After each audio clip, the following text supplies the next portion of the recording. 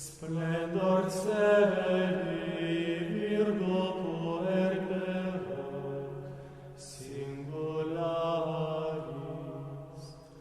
mater mitris et virines sia, carmelitis esto propria.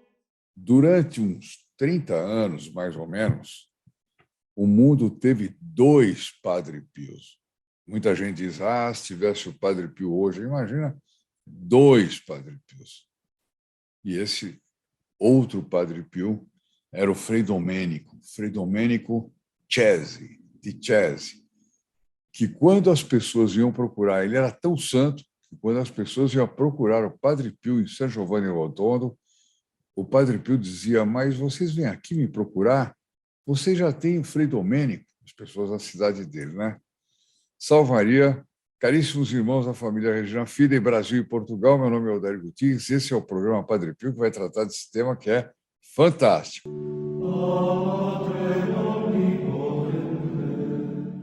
Sempre eu costumo dizer uma palavrinha para aqueles que estão entrando aqui pela primeira vez. Nós temos aí no nosso canal uma quantidade enorme de vídeos a respeito do Padre Pio, é quase um curso completo, né? Assista, inscreva-se, acione o sininho e assista, e eu tenho certeza que tem vários vídeos que você vai querer compartilhar com amigos. E tem uma vantagem, que quando você assina, inscreve-se no canal, você é incluído na missa de toda quinta-feira, da próxima missa, da próxima quinta-feira, porque toda quinta-feira é uma missa para os filhos protegidos do Padre Pio. Se você ainda não é filho protegido do Padre Pio, mas você já entra na próxima, então é uma coisa, vale muito a pena. Uma missa já é uma maravilha, não é mesmo? E se você compartilhar com os amigos, você inclui todos eles na intenção da mesma missa. Então, tudo certinho? Eu vou ler diretamente o texto e nós vamos comentando ao longo do caminho. A história do padre Domenico de Cesi está intimamente ligada à sagrada fase de Manopelo. Calma que eu já vou explicar. O que é essa sagrada fase? Não é o sudário, é a sagrada fase. Este pano transparente, extremamente delicado, tecido de fibra de byssus, aqui está dito, é um tipo de fibra de seda do mar, tecida pelo molusco, é um molusco bom, né? Pelo molusco Pinna nobilis, com a imagem de Nosso Senhor Jesus Cristo ressuscitado. Portanto, é uma espécie de véu da Verônica, mas com Nosso Senhor depois da ressurreição. Isso eu acho que pouca gente já tinha ouvido falar isso, né? Ele está alojado em um relicário por séculos no santuário de uma pequena cidade italiana chamada Manopelo, por isso que é chamada a Santa Face de Manopelo, né? Na região de Abruzzo, na Itália. Desculpe aí os italianos, eu sou mal para pronunciar. Essa preciosa relíquia não contém nenhum resíduo de tinta e ela é transparente. A luz afeta a forma como a imagem é vista, quer dizer, conforme o ângulo de luz, etc., a imagem é vista. É quase como se fosse, como é que chama aqueles efeitos que se fazem hoje ali que aparece a pessoa, mas não é bem isso. É um véu muito fino, transparente. Mas, conforme você vai te colocando de um lado ou do outro, você vai vendo, e não tem mancha de tinta nisso, não tem nenhum embuste aí, não, é tudo verdadeiro. Bom, é o pano mencionado no Evangelho de São João, capítulo 20, 1 a 10, que está escrito assim, aspas, ele viu os panos de linho ali e o pano de rosto que tinha estado na cabeça de Jesus, não deitado com os panos de linho, quer dizer, estava separado, né? Mas dobrado em um lugar por si mesmo. Então, essa é... Eu tive a graça já de ver em Madrid, existe em Madrid, numa igreja escondida, e se eu contar para vocês como é que está essa relíquia, vocês ficariam assustados. O véu da Verônica original. Por quê? existem, eu creio que tem um em Roma e outro em Madrid. Porque o véu da Verônica ele era dobrado. E o rosto do Nosso Senhor Jesus Cristo foi impresso nas duas partes. Bom, em Madrid, em 1974, quando eu estive lá, alguém me levou nessa igreja que depois eu não consegui descobrir. Me levou nessa igreja onde tinha a Sagrada Face. Mas sabe onde é que a Sagrada Face estava? Ela não estava num altar, não tinha sido construída uma igreja só para ela. 1974, hein? Olha só como vai longe esse negócio. Ela estava num depósito de coisas velhas da igreja. Tinha tudo lá, castiçal, altar antigo, etc. Em cima de um altar, encostada, estava simplesmente Sagrada Face, o véu da Verônica. O véu da Verônica. Eu pude, evidentemente, rezar lá, foi uma graça imensa, mas com uma tristeza enorme, porque essas coisas não podem ser tratadas dessa forma. Não podem ser tratadas. Bom, continuando. Padre Domênico, no século ele se chamava Emídio Petrarca, era o nome dele antes de ser religioso, nasceu em 27 de março de 1905, na pequena aldeia de Cese, se fala, na região do Abruzzo, na Itália. Olha só, quando ele nasceu, o Padre Pio já tinha 28 anos. Eu vou fazer essa correlação porque é interessante a gente ir vendo no tempo, né, como é que as coisas se davam. Né? Então, Padre Pio, 28 anos, já padre, já franciscano, capuchinho, etc. E aí estava nascendo, na cidade de Cese, um garotinho, né? Enquanto ele tinha 28 anos. Vocês vão ver a história desse garotinho e o Padre Pio. Aos 4 anos, Emídio foi diagnosticado com paralisia infantil e, na época, ele era filho único. Sua mãe, Caterina, levou o menino à igreja local e rezou desesperadamente à Santíssima Virgem, colocando-o no altar dedicado a ela. Isso que é fé, né? Isso que é fé. Naquele tempo não tinha muitos recursos, a coisa parecia. Aliás, acho que não tinha nenhum ainda. Mas lá levou. Ela foi, e como é que diz aqui? Rezou desesperadamente a Santíssima Virgem. Às vezes a gente tem que rezar assim, para ser ouvido. Não quer dizer que Deus precisa de gritos, não, para ser ouvido, mas esse clamor tem que nascer de dentro de nós. Não?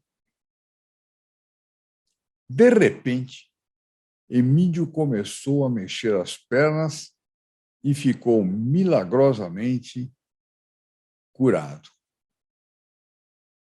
Em 1915, aos 9 anos, né? Portanto, o Padre Pio já estava com 9 anos, o Padre Pio já estava com 37. Né?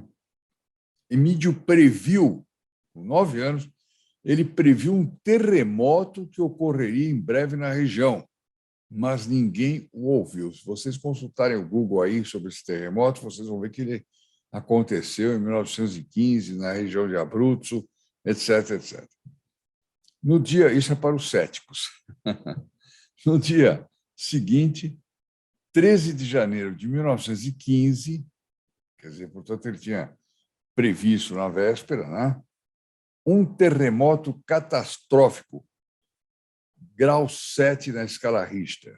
Grau 7 não é brincadeira. Se eu não me engano, o famoso terremoto, se eu não me engano, que devastou o México, que ficou famoso, etc., lá pelos anos 80, uma coisa assim, era grau 6.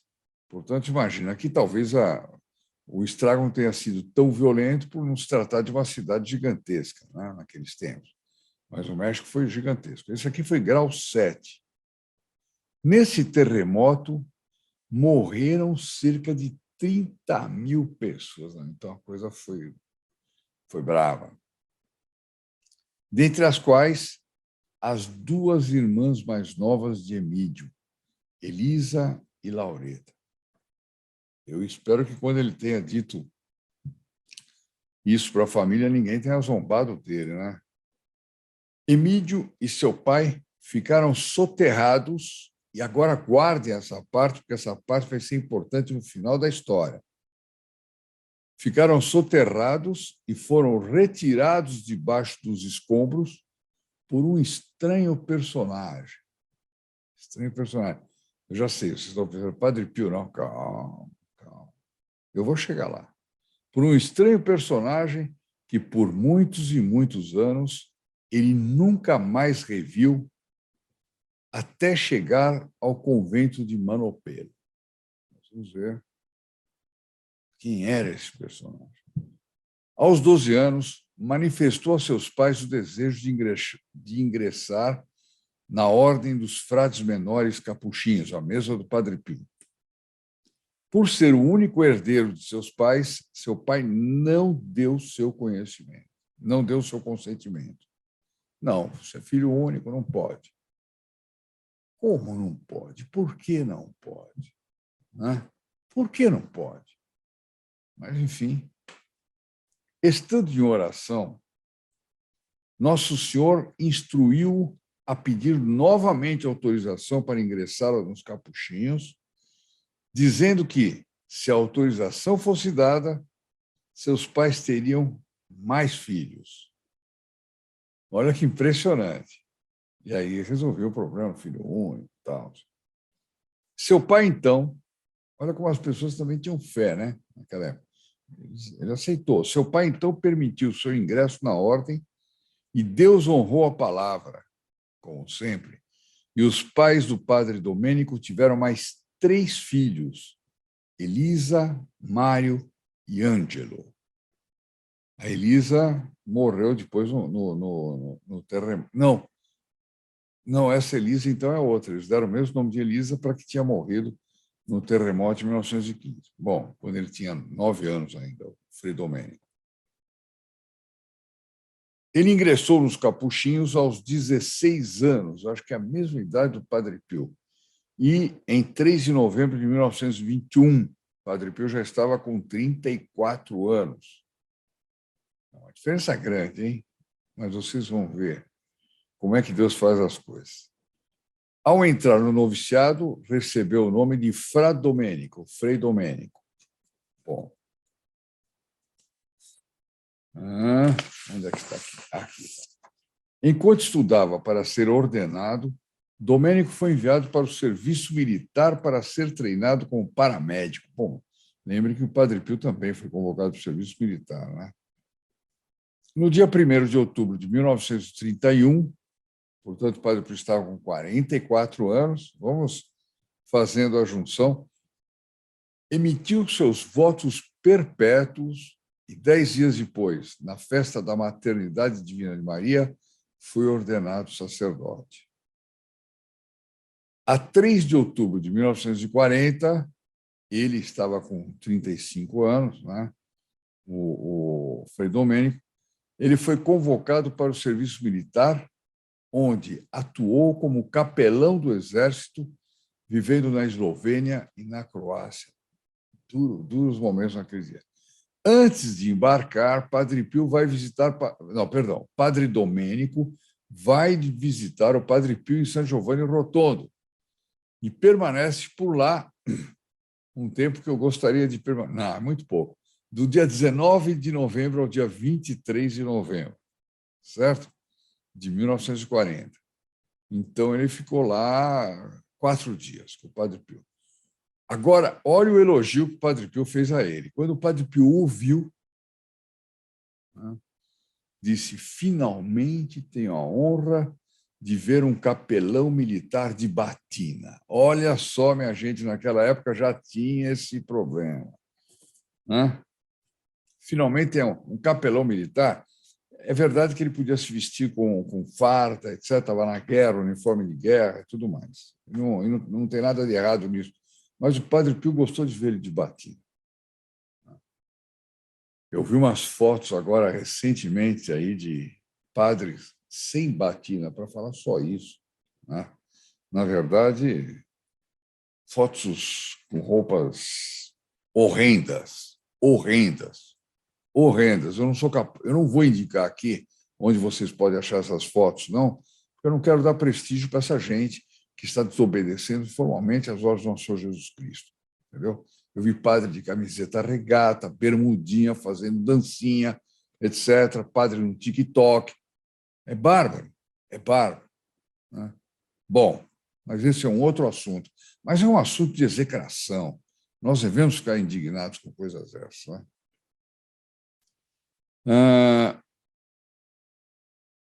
Naquela ocasião, Padre Pio trouxe à tona um fato até então desconhecido. O Padre Pio, então, ficou sabendo e disse que Padre Domênico também era estigmatizado, como ele, embora seus estigmas fossem ocultos. Olha que coisa tremenda. O Padre Pio teve os estigmas ocultos durante muito tempo, depois eles apareceram no rosto, no lado esquerdo, nos pés, e também a dor da coroa de espinho, mas logo depois eles ficaram visíveis, né, por 50 anos. O Padre Domênico carregava os estigmas invisíveis, ou seja, ele carregava todas as dores da paixão. As dores desses estigmas, ao menos. Imagina. Em outubro de 1941, enquanto rezava o rosário, as feridas do seu crucifixo, do rosário, ele estava rezando o rosário, começam a sangrar. E, nesta mesma ocasião, Padre Domênico começa a ser acometido por febres que oscilam entre 41 e 43 graus Celsius. Lembra das febres do Padre Pio? Que era como é que chama? Amoris incendium, né? Um incêndio de amor, uma coisa impressionante. Né? Ele começou a ter isso também. Por isso que eu falei, durante um tempo o mundo teve 2 padres pios. Que inveja desse período, que inveja desse período. Bom, a fama do Padre Domênico fez acorrer fiéis, muitos fiéis de toda parte, para a confissão e direção espiritual. E sabe o que aconteceu? Isso começou a dar inveja nos outros padres. Ele não estava em São Giovanni Rotondo, ele estava em Manopelo, né? No convento. Começou a dar inveja nos outros padres. Inveja. A inveja é terrível. A inveja é uma coisa... Eu ouvi de um bispo, já contei isso aqui, que comentou com um conhecido dele que diz, só quem atende em confessionário pode entender isso. A inveja das coisas que mais levam as pessoas para o pecado. É das coisas que mais levam as pessoas para o inferno. Bom. E os padres lá ficaram com inveja. Vem gente de toda parte aqui confessar com ele. Como é que é o negócio? Eu também quero ter fama. Né? Ele, então, pediu ao superior para fazer penitência de abster-se de carne e da refeição noturna para o louvor e glória de Nosso Senhor. E isso lhe foi concedido. Penitência dura. Por essa época, milagres já eram atribuídos ao Padre Domênico. Quer dizer, já fazia milagres. Outro Padre Pio. Por isso que eu disse, 2 Padre Pios na mesma época é muita coisa. Sendo enviado ao convento de Manopelo em 1966, ou seja, 2 anos antes do Padre Pio morrer, ele é apresentado à Santa Face. Agora vamos voltar lá para a Santa Face de Manopelo, que era guardada pelos frades capuchinhos. Ele nunca tinha visto. Ao ver a face, ele reconheceu a face daquele estranho que tinha tirado ele e o pai dele dos escombros do terremoto. Aí junta a história. Foi nosso Senhor Jesus Cristo. Né? Dali em diante, até sua morte, ele morreu bem depois do Padre Pio, fez fecundo apostolado da devoção da Sagrada Face de Manopelo. Eu vou pedir para projetar a Sagrada Face de Manopelo aqui atrás de mim, porque são fotos que são pegas na internet, elas não dão bem ideia do que é, por causa que é um pano transparente, né? Então elas não passam muito a ideia de como era, mas é interessante nós vermos aqui. E ficou, esse apostolado ele fez até o fim dos dias dele, né? Em 22 de setembro de 1968, 22 de setembro, Padre Pio morreu 23 de setembro de 1968. Então, foi na véspera. Ao preparar-se para abrir a porta da igreja do convento, encontra-se com seu amigo São Pio de Pietrelcina, que lá se encontrava em bilocação para venerar pela última vez a Santa Relíquia. Padre Pio foi, na véspera da morte, até Manopelo para venerar a Santa Face de Manopelo. Olha que impressionante isso tudo. No dia seguinte, morre o Padre Pio. E agora se prepare, que agora vem coisa grossa. Mas Padre Domênico é impedido por seu superior de ir a São Giovanni Rotondo despedir-se de seu caro amigo. Olha só que coisa. Essas coisas a gente vê, né? É perseguição de bom contra bom. O superior dele não devia ser uma má pessoa, etc. Mas são perseguições que Deus permite, são provações que Deus permite. Imagina ele, o amor que ele tinha por São Pio de Pietrelcina, né? toda a devoção que ele tinha e tudo mais. No dia da morte, ele podendo ir nos funerais do Padre Pio, ele é proibido. Mas olha o que aconteceu. Se bem que hoje, superiores aí aprovam festinha, baladinha, praia, né? Padrezinho de camiseta regata e calçãozinho, né? Isso hoje em dia... Bom, surpreendentemente, porém, Padre Domênico, sem sair do seu convento, foi visto no cortejo fúnebre cantando a plenos pulmões. Eu vou pedir para... Eu vou até me afastar um pouquinho aqui para projetar essa cena. Ele foi em bilocação. Ele não saiu do convento, ele não descumpriu a ordem do superior, mas ele estava lá, né? E aparece nessa foto, a gente vê aí marcado o Frei Domênico. Eu não sei se vai ser possível colocar aqui o filme, mas tem o filme do Frei Domênico no cortejo andando. É impressionante, é um documento fora de série. Frei Domênico em bilocação, ele estava no convento dele, mas em bilocação ele estava prestando as homenagens ao Padre Pio. Essa presença foi capturada em vídeo, embora, enquanto foi vivo, ele não confirmasse nem refutasse tal informação. Mas ele não sabia que as máquinas de filmagem, as fotos já existiam, né? E pegaram. Porque a bilocação não é um fantasma da pessoa que aparece, não, é a pessoa mesmo.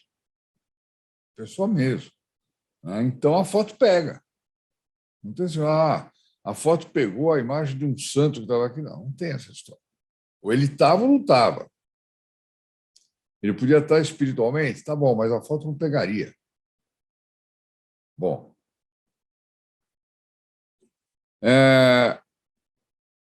Em 1978, portanto, 10 anos depois da morte do Padre Pio, Frei Domênico vai a Turim, cidade onde está o Santo Sudário, a fim de proceder estudos para comparar esta relíquia àquela da Santa Face.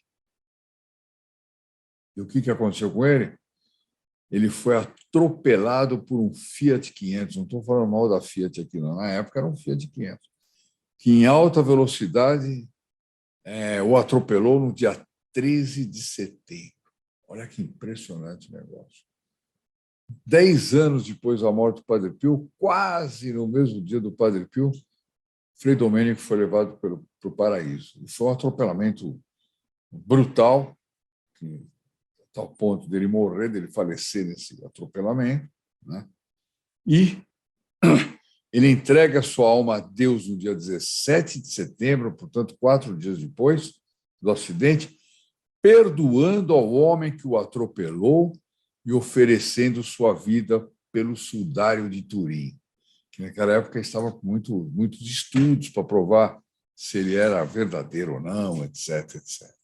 Que coisa linda, minha gente, que coisa linda. É uma maravilha de história, tudo a ver com o Padre Pio, tudo a ver com um período onde ainda a gente encontrava santidade. Hoje é difícil. Se alguém conhecer algum santo aí, me escreve que eu quero conhecer, mas olha, não é brincadeira, não. Se vocês quiserem saber mais dessa história toda, vejam um vídeo que eu vou colocar aqui na descrição, que chama A Última Viagem do Padre Pio, horas antes de morrer, que conta agora o lado do Padre Pio, né? Indo a Manopeiro, etc. Eu vou deixar o link e tudo, aí vocês já assistem e completam essa história maravilhosa. Bom, se você gostou desse vídeo, não deixe de dar o seu like, não deixe de dar a sua doação, para que a gente possa fazer muitas coisas ainda. E é isso aí, vamos ficar agora com a Ave Maria por todos aqueles que assistiram esse vídeo. Salve Maria, caríssimos irmãos da família Regina Fide, Brasil e Portugal, e até a próxima. Ave Maria, cheia de graça, o Senhor é convosco. Bendita sois vós entre as mulheres, e bendito é o fruto de vosso ventre, Jesus. Santa Maria, Mãe de Deus, rogai por nós, os pecadores, agora e na hora de nossa morte. Amém. Em nome do Padre, do Filho e do Espírito Santo, così sia. Saludate Jesus Maria e buona giornata. Lembre-se, o demônio não quer você como filho protegido do Padre Pio. Ele sente que isso enfraquece sua influência nefasta sobre você e sua família. E para te manter longe do Padre Pio, ele age através de muitas estratégias. Vamos revelar as 4 principais que já detectamos. Primeiro, depois de decidir-se por ser um filho protegido, ele provoca algum tipo de distração que lhe impede de fazer a inscrição naquele momento. Você fecha aquela janela do computador ou do celular e talvez nunca mais volte. Segundo, você deixa para depois, quer estudar melhor e com isso vai protelando. Você perde graças incríveis, como é o caso da missa semanal pelos filhos protegidos do Padre Pio. Cada semana que você protela é uma missa perdida. Em 2 meses serão 10 e assim por diante. Nesse exemplo, Satanás já ganhou 10 batalhas pela conquista de sua alma. Ele também procura exagerar o valor de sua contribuição e que isso vai lhe fazer falta no dia de amanhã. E que você deve pensar bem, pensar 2 vezes, como se você não pudesse suspendê-la a qualquer momento. Quarta, o demônio lhe engana sugerindo que você já fez muito pelo Padre Pio, afinal, você já assiste e compartilha vídeos, dá likes, reza para o Padre Pio. Para que fazer um esforço a mais e ajudar a salvar muitas almas? Salve a sua alma e pronto, ele lhe sussurra. Como resistir, como ter certezas, como começar logo a receber as graças concedidas aos filhos protegidos do Padre Pio? Peça ao seu anjo da guarda que lhe ajude a enfrentar essas tentações assim que elas aparecerem. Inscreva-se logo no grupo Filhos Protegidos do Padre Pio e testemunhe você mesmo o que acontecerá daí em diante. E surpreenda-se com tudo que vai acontecer durante essa chamada. O Padre Pio lhe convida e espera a sua chamada.